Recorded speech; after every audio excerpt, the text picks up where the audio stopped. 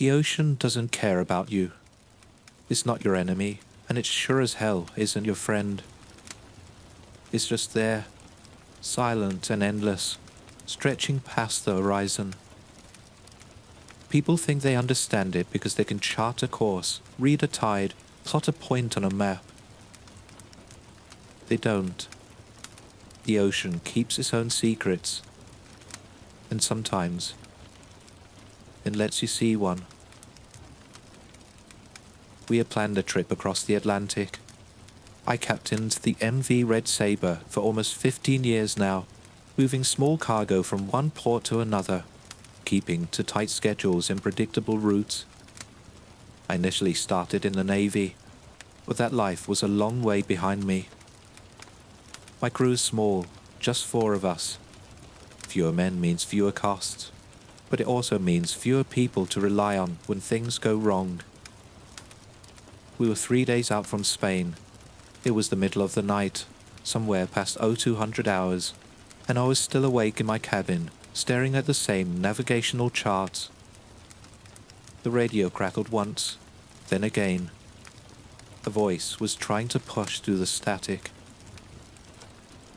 It came through the comms, a weak, staticky voice repeating the same sequence over and over again. Mayday, Mayday, this is the Perdition. Position, latitude 35, longitude. It cut out again. I sat up. The Perdition? That name wasn't familiar, but the way the signal came in, faint and interrupted, meant whatever equipment they were using, it was dated. I keyed the intercom. Bridge, this is the captain. You picking that up? There was a pause. Then Gallagher answered. Aye, Cap. We thought it was interference at first, but it's repeating. Same distress code every 30 seconds. Source? We're running it through the registry now. Another pause. I could hear his fingers moving over the keyboard, the sound of rapid typing. Then a brief pause. Captain? You might want to see this. By the time I got to the bridge, Gallagher was still staring at the screen, one hand resting against his chin. His brow was furrowed. You're gonna want to see this, he muttered. I glanced at the monitor. The distress code was still cycling, a single repeating sequence of numbers and static, as if someone had been broadcasting it on a loop. Behind us, a chair creaked. I turned to see Holloway, the youngest of the crew, lingering near the back of the bridge, arms crossed over his chest. He looked tense. I wasn't sure if he even realized he was doing it, but his foot tapped against the floor in a steady rhythm, a nervous energy he hadn't learned to mask yet. Rodriguez lingered near the back, standing stiff, watching us all. What am I looking at? I asked. Gallagher turned the monitor slightly so I could get a better look. The registry was pulled up. The distress code logged and matched. The Perdition was listed. But the date next to it stopped me for a moment. 1921.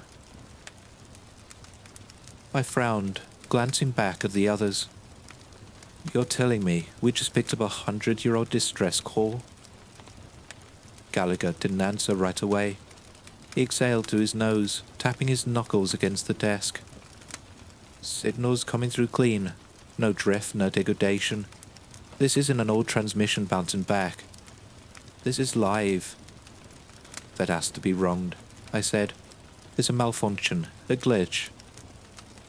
Behind me, Rodriguez muttered something in Spanish. This is bad luck, he said. We shouldn't meddle with these things. Rodriguez had been on the water longer than the rest of us combined. He wasn't overly superstitious, but he had his traditions and ways. I'd learned to respect and honor some of them. Gallagher cleared his throat. I guess it could probably be a mistake, Captain. Some tech anomaly. Maybe a freak frequency bounce. The ocean can be weird like that. I nodded, slowly. He was right. I've seen things like this before. Stray signals, old transmissions getting caught in atmospheric loops, even ancient broadcasts being replayed by accident. But this was no tech anomaly, as Gallagher had said. The signal was coming through clean as a whistle. I looked back at the screen. The coordinates placed the signal 200 miles ahead of us. Nothing there but open water. No islands, no reefs, no known wreck sites to mention. Could be pirates, Holloway said suddenly.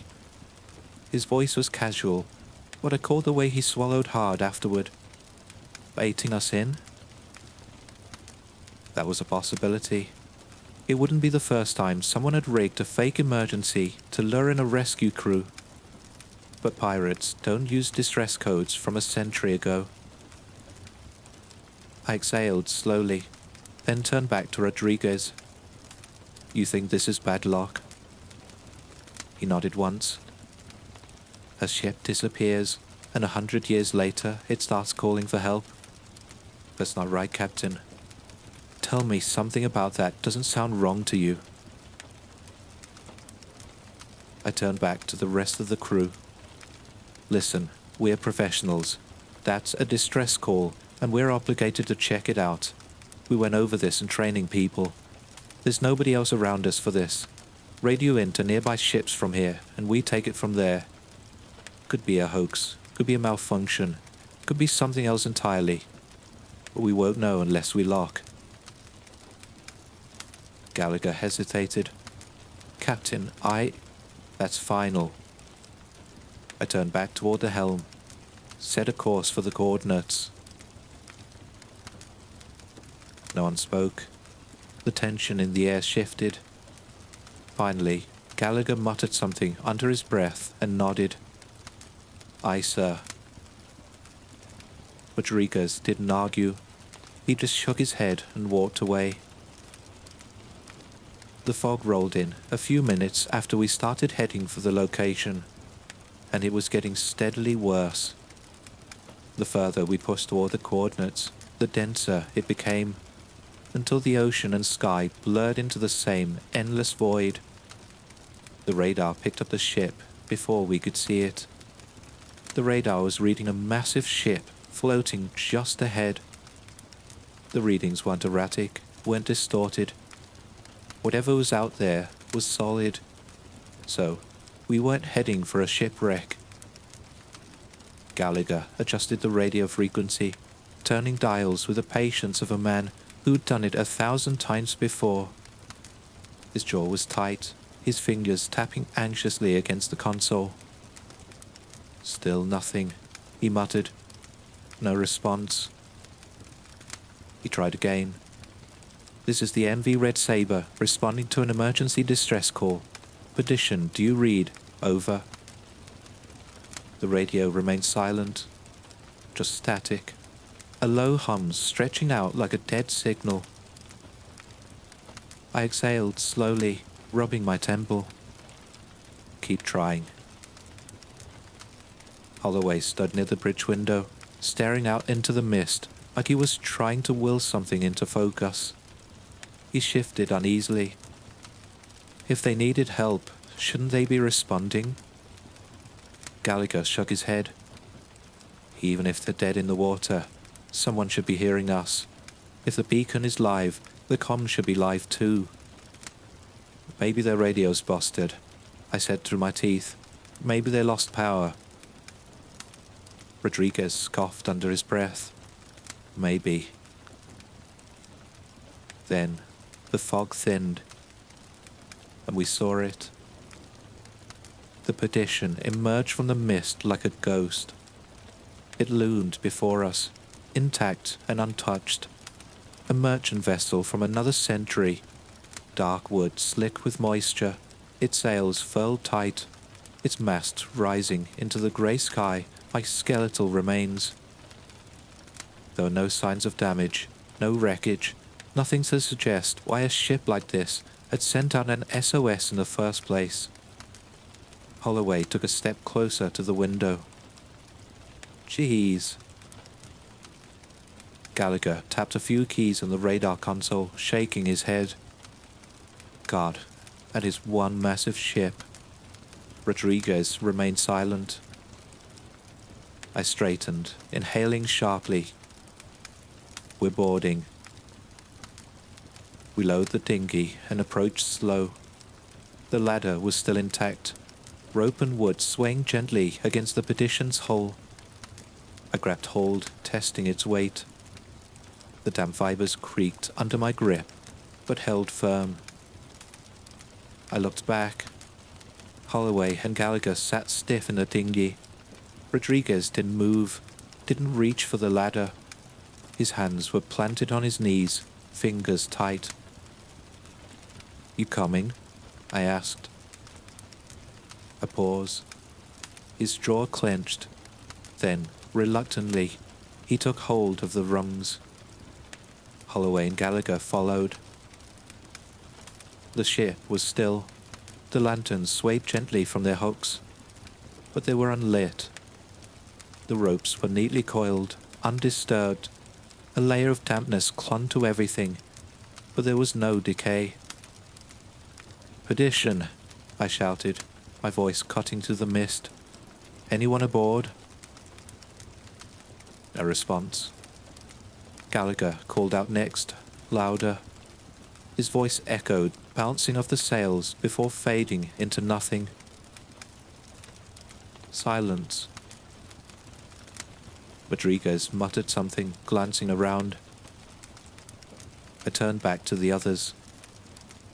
"We'll cover more ground if we split up. Gallagher, take the upper decks. Holloway with me. Rodriguez, check below deck. We regroup in 10 minutes. If we don't find anybody, we leave and report back to land with what we find." Gallagher exhaled sharply. "Splitting up? Not sure that's a good idea, Cap. You know in movies they say, 'We're wasting time,'" they said sternly. Rodriguez simply turned, disappearing into the shadows below deck without another word. Holloway and I moved carefully through the dimly lit corridor, the damp wood beneath us groaning under our weight. The air here was heavier than it had been outside, thick with a scent of salt and aged timber. The lanterns lining the walls were unlit, their glass panes smeared with condensation. Every door we passed was shut tight, their brass handles tarnished. At the end of the passage, one door stood slightly ajar. I pushed it open, stepping inside. The captain's quarters was small but orderly. A single cot against the wall, neatly made, the sheets still tucked in tight. The chest at the foot of the bed, latched but not locked. The desk took up most of the space, its surface covered in loose papers, maps curled at the edges, ink bottles tipped over and dried. A leather-bound logbook sat in the center, lying open to a page warped with moisture. Beside it, a lantern, unlit but still filled with oil. Holloway hesitated in the doorway, nostrils flaring slightly. "You smell that?" I did. Not rot, not mildew, just damp and sour. The scent clung to everything, thick and stale, the way a house smells when it's been shut up for months, where a ship has been sailing for decades. I ran my fingers over the desk. The wood was swollen, the grain rough beneath my touch. The papers beneath the logbook were stuck together in places, the ink smudged, but the words beneath my fingers were still legible. I flipped through the logbook carefully. Holloway stepped inside now, staying close to the door, his gaze shifting between scattered papers and the rest of the room. "What does it say?" I squinted at the text, reading aloud. "May 3rd. 1921.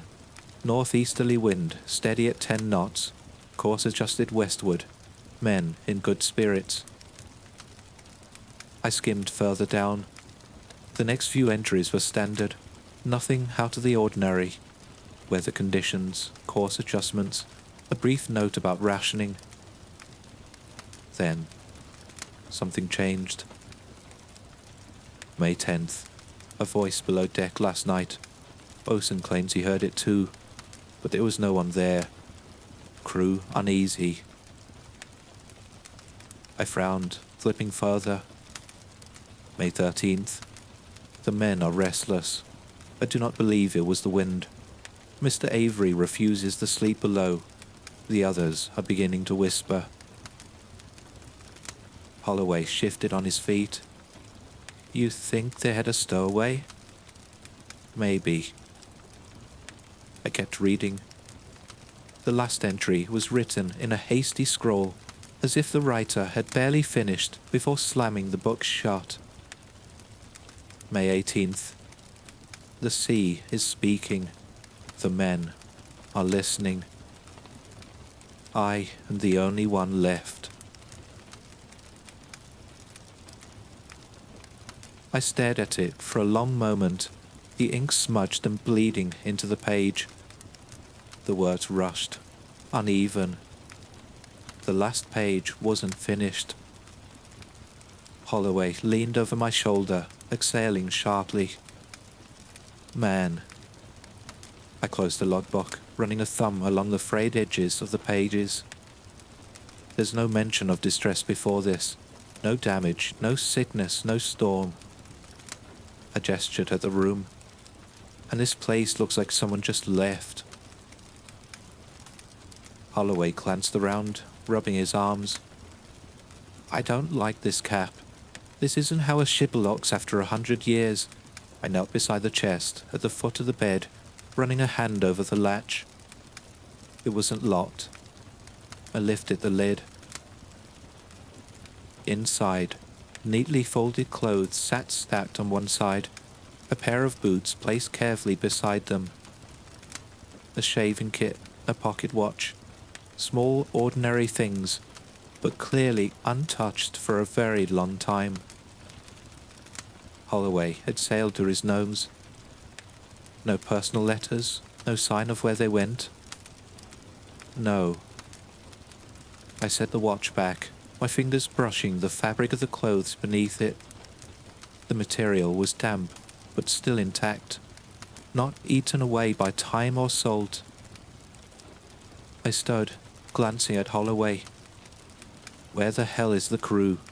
And who and how do they make a distress call? Before he could add, a noise echoed from somewhere outside the room.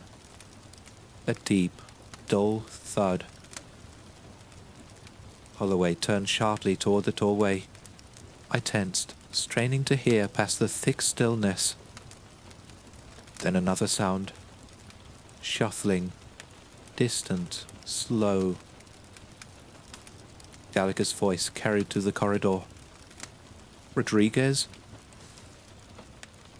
I felt something cold settle in my gut. We stepped out the room. The ship was silent again. Nothing but the distant lapping of water against the hull. Gallagher stood near the helm, looking around, frowning. Have you seen Rodriguez? He asked. I glanced toward the stairs leading below deck. He should have been back by now. The 10 minutes were off. He was checking below, I said. Gallagher exhaled through his nose, rolling his shoulders. He hesitated, then turned his gaze toward the stairwell. You think he found something?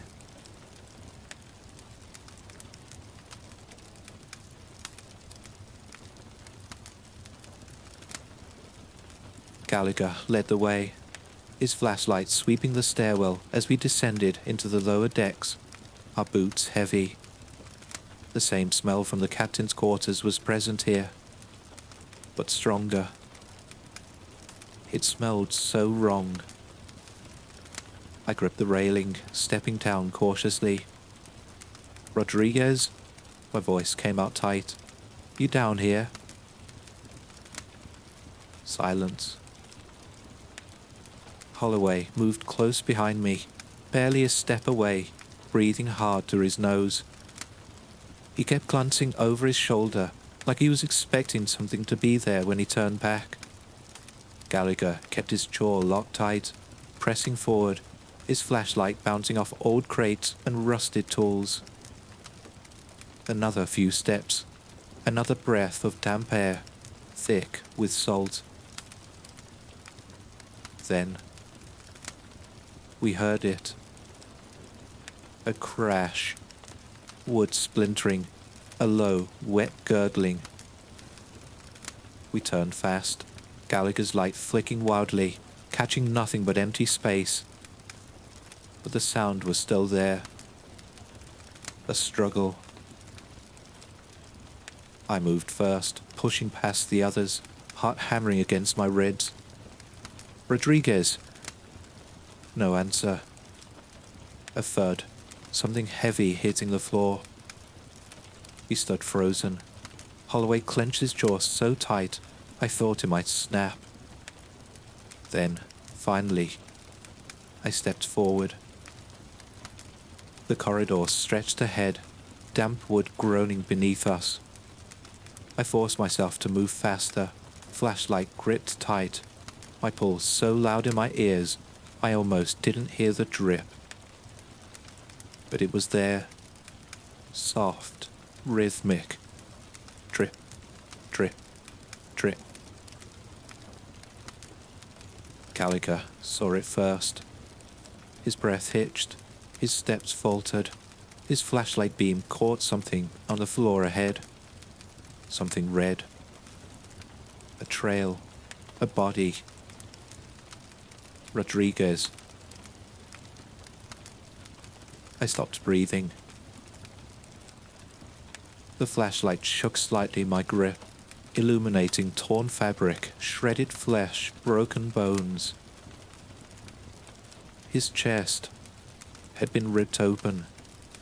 Chunks of him were missing. One eye was gone, the socket black and caved in. His jaw was slack, the muscles of his neck mangled, as if something had chewed through them.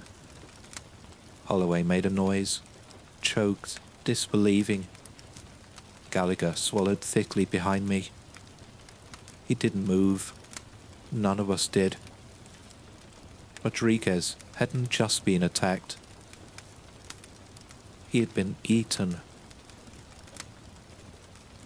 I had seen a lot of things at sea. Drowning, suicides, accidents. This wasn't any of those. I opened my mouth, then closed it again. Holloway took a step back from the corpse, shaking his head. His breathing was erratic, chest rising and falling too fast, like he was trying not to hyperventilate. No, we need to go. We need to go right now. What the hell did this to him? Gallagher hadn't moved, just kept staring at the mess that used to be Rodriguez. His face was unreadable, but I could see his fingers twitching at his sides, like his body was deciding whether to run or shut down completely. I exhaled, forcing my mind to stay in control. We can't just leave him here. Holloway snapped his head up to look at me. His eyes were wild. Are you serious? His voice cracked, like he couldn't believe what he was hearing. Look at him. There's no bringing him back. He's dead. He gestured with both hands, stumbling over his words. He's gone, Captain, and if we don't get the hell off this ship, we'll be next. I clenched my jaw, kept my voice even. I know that. Do you? He let out a sharp, humorless laugh. Because I don't think you do. I think you're trying to make sense of this, trying to be the goddamn captain when we should already be getting the hell out of it. We will not leave him here. Holloway went silent. I forced myself to keep going, even though my stomach felt like it was trying to turn itself inside out. We should at least bring him back to his wife and family, hold a proper funeral. Gallagher exhaled sharply, running a hand down his face. His shoulders were still stiff, his posture tense. I swallowed, glancing down at what was left of Rodriguez. I didn't even know what we'd tell anyone back on land. And there was something about the way he had been left there, torn open and abandoned, that didn't sit right with me. I forced myself to look back at them. We don't just leave him here like some animal carcass. We take him back. Holloway didn't say anything, just looked at me, eyes dark and unreadable. Then, finally, Gallagher let out a slow breath and nodded. We didn't argue about it anymore.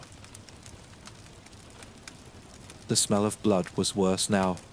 The motion of dragging him had stirred it, letting it seep into the wood, thick and warm and unmistakable. Holloway had his hands hooked under Rodriguez's arms, his face a combination of something between determination and revulsion. Gallagher and I took the legs, lifting as best we could. The ship groaned around us as we moved. Every step was slow, heavy. The weight of the dead is always different than the weight of the living, more final. We didn't talk, just moved, just kept our eyes ahead. We were almost to the stairwell when Gallagher muttered, "Wait." We stopped. His flashlight flickered, bouncing off something near the far end of the corridor. I followed his gaze, shifting my own beam to match. Something was there. At first, I thought it was a man. "Hey, are you the person that sent out the distress signal? Who the hell did this to our friend? Who are you?" I shouted. It didn't respond. Instead, it just stood in the shadows, half lost in the darkness. Then, it stepped forward. Its body was swollen, bloated in places, like it had been left underwater for too long. The skin was blue-grey, tinged with deep, sickly greens. The texture was hoarse, its flesh not smooth but broken up, cracked like dried leather. Clusters of barnacles hung to its shoulders, its arms the size of its neck. It stared at me, and I stared back. Its mouth hung slightly open. The inside of its mouth was ragged and torn. The gums were black, the teeth rotting. But something moved inside, shifting beneath the teeth. Small, thin tendrils stained with moisture flaked in and out between them, almost like feelers. It took another step forward, and it spoke. Not words, not anything that should have been speech, just a wet, gurgling croak. Something pulled from the depths of rotting lungs. Rodriguez's body hit the floor with a dull, wet thump as we let go and ran. We didn't think, didn't speak, didn't breathe. The thing behind us lurched forward, its feet dragging across the damp wood, its movements both too slow and too fast. I could hear it, the wet, laboured wheeze rattling in its chest, the sickly pop of something shifting under its skin. Gallagher shoved past me, his flashlight beam bouncing wildly. Holloway was right behind him, his breath coming ragged, desperate. We made it to the stairs, our boots slamming against the steps, but the thing wasn't too far behind us. And then Holloway slipped. He hit the landing hard, his flashlight skidding across the floor. He scrambled up onto his hands and knees, gasping, but the thing behind us was already there. A wet slap of flesh and wood, the guttural croak. I turned, barely catching a glimpse of it lurching toward Holloway. His mouth yawned open, unimaginably deep, a mess of shattered teeth and writhing, slick tendrils. It was so close. I didn't think. I grabbed the first thing I could. A box of tools to my left had a crowbar. I grabbed it so tight my hand ached. Then swung.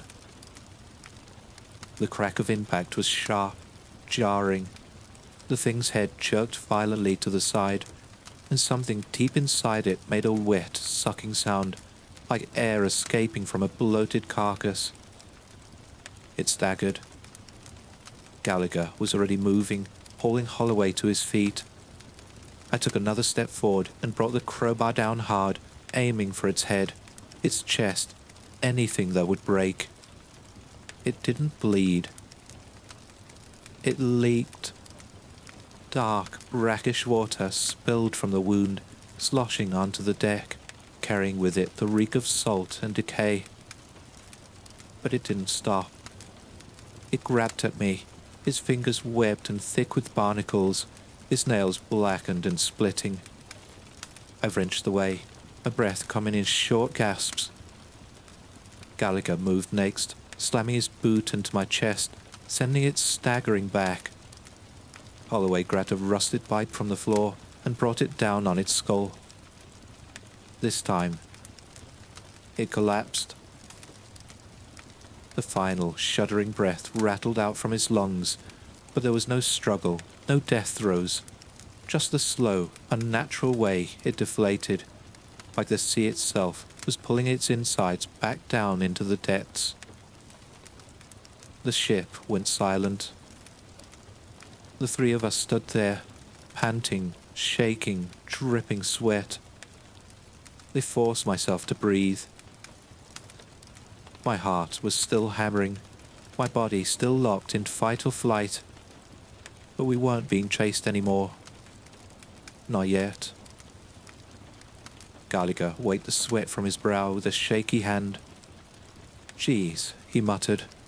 "What the hell was here?" Holloway didn't answer. I swallowed hard and stepped forward. My legs shook as adrenaline surged through me. The creature's skin was the worst part.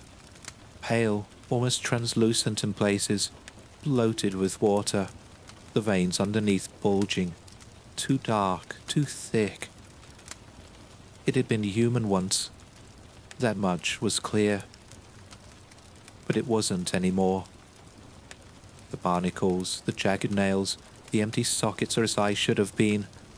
Whatever had happened to this thing, it had changed. Then I really looked at it. It had clothes. Ragged, torn, but still there.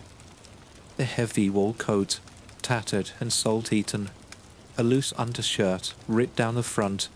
The pair of slacks that might have once been navy blue. I knew these clothes. They weren't just old rags. They were a uniform. A sailor's uniform. Holloway must have noticed it at the same time I did, because he let out a short, shaky breath. I turned slightly, saw his hands clenching at his sides.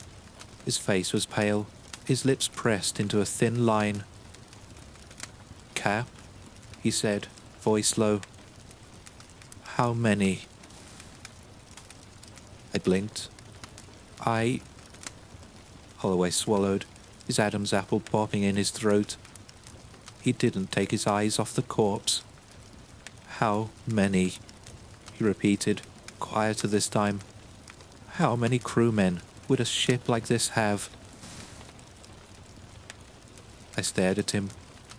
Then I looked around us. Big ship. Massive, really. For a merchant vessel of this size, back in the 1920s. I clenched my jaw. "At least 30, they said. Holloway exhaled slowly through his nose. He didn't look away from the thing on the floor. "Let's get out quickly, call in for help and come back for retreat." The sound rose from all over the lower decks, from the corridors, from the darkness behind the crates. A chorus of damp, shuddering exhales, all breathing in unison. Holloway heard it too, his face drained of colour. Gallagher took a slow step back, his light shaking in his grip. They heard us.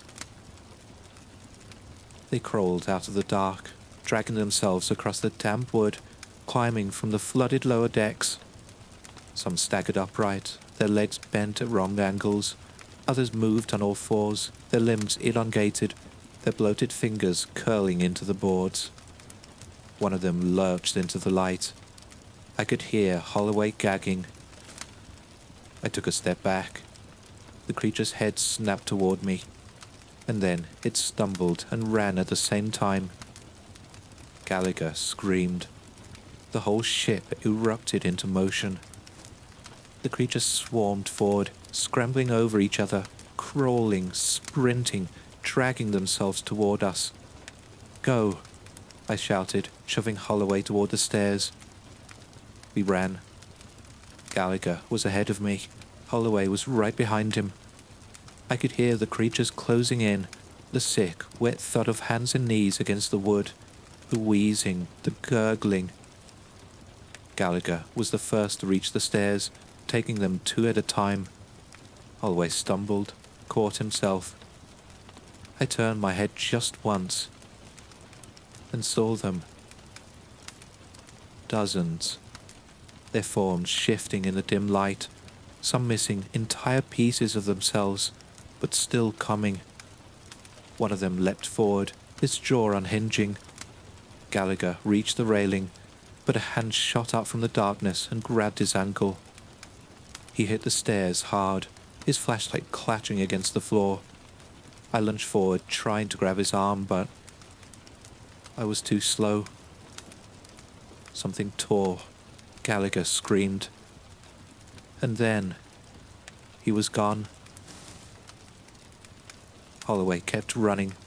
I had no choice but to follow. I could still hear Gallagher screaming. Then it turned into gurgling. We burst onto the deck, gasping for air, lungs burning, muscles screaming. The floor was wet, and Holloway and I both slipped and fell, and some of the things gained on us. "Move," I shouted, but my voice barely carried over the thick, suffocating air. Then they hit us. The first one grabbed my arm, fingers slick and bloated, curling around my wrist. I whipped around, saw everything I had, my fist cracking against the thing's skull. It barely reacted. Its jaw hung open, those blackened gums and jagged teeth barely visible in the dim light. The thing inside its mouth flicked, reaching. I drove my knee into its gut, yanking my arm free, stumbling back. Holloway was next, a pair of them closing in on him, their movements slow, like they planned to enjoy themselves. He grabbed a rusted pole from the deck and swung hard, knocking one of them back. The other lunged, grabbing his shoulder. I rushed forward, slamming into the thing, sending both of us sprawling to the deck. Holloway stumbled back, panting, wiping sweat from his face with a shaking hand. And then I felt it. Fingers around my ankle. My stomach dropped. I kicked hard, but the grip was iron. It was dragging me back. I tried to reach for something, but my fingers only scraped against the deck, against the damp, rotting wood. And then Holloway was there. He grabbed my arms, yanking me up. The thing's grip tightened, its rotting nails trying to dig into my skin. I barely had time to register the pain before Holloway ripped a plank off the floor and smashed it in the thing's face. A wet, sickening crunch. The grip loosened. I was all we needed. We ran. Holloway skidded to a stop near the railing. He turned to me, chest heaving. He didn't speak. He didn't need to. We both knew. One option. Jump. I gave him a single nod. No hesitation, no second guessing. Just do it. We turned together and jumped. The air rushed past my ears, the cold spray of salt water hitting my skin as we plummeted toward the black abyss below. I hit the water hard, the cold like a knife to the chest. My breath vanished, stolen by the sudden pressure, the darkness, the silence. For half a second, I was weightless, spinning. The current gripped me, dragged me downward. I kicked hard, fighting against it, lungs screaming, heart hammering. My fingers reached for the surface, for air, for anything. Then, I broke through, gasping, choking. I wiped the salt from my eyes, twisting, searching. Holloway. I saw his head bob up a few feet away, spluttering, spitting seawater. "We're..."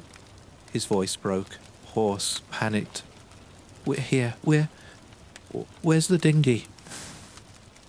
I turned, looking frantically through the fog-drenched water. We saw it, just a few feet from where we landed. We pulled ourselves in, slipping and shaking, and just grabbed the oars and started rowing. As my adrenaline faded, I could focus my eyes, hear things, see. To row, I had to face the ship, seeing it slip into the thick fog that surrounded us. And on the silhouette flat line of the railing, I saw shapes that broke the perfect linearity of it. Lumps, vague shapes wandering to the perimeter of the ship, watching us leave, bound to the cursed vessel. I was more than ready to just leave the ship behind, be done with it. But I heard something. Not the sloshing of them swimming towards us, nor the chase of something in the water. A voice. "Captain, come back, please." It was Rodriguez. Not a mimicry, wet and gurgled beneath a monster's form. His voice was clear, like he was perfectly well, like he hadn't been torn apart in the lower deck. "Don't leave us behind. Come back." This time, it was Gallagher. I hesitated, my rowing slowed. Holloway tapped my arm, and when I looked at his face, he just shook his head. It wasn't him. It wasn't them. I knew that. But part of me still wanted to go back, just to make sure. I thought back to the logbook, the final entry. The sea is speaking. The men are listening. In a straight-up brawl, 1 or 2 we could handle. A ship of 30 hardened sailors would be up to handle that level of incursion. But all it would take is one familiar voice, one person you care enough about to check on, to make sure they're okay. And you can see how quickly things can turn sour. We eventually reached our vessel. Holloway collapsed behind me, panting, coughing, shaking. Neither of us spoke. By the time we reached the ship, the perdition was gone. The fog had swallowed it all, like it had never been there, and at all.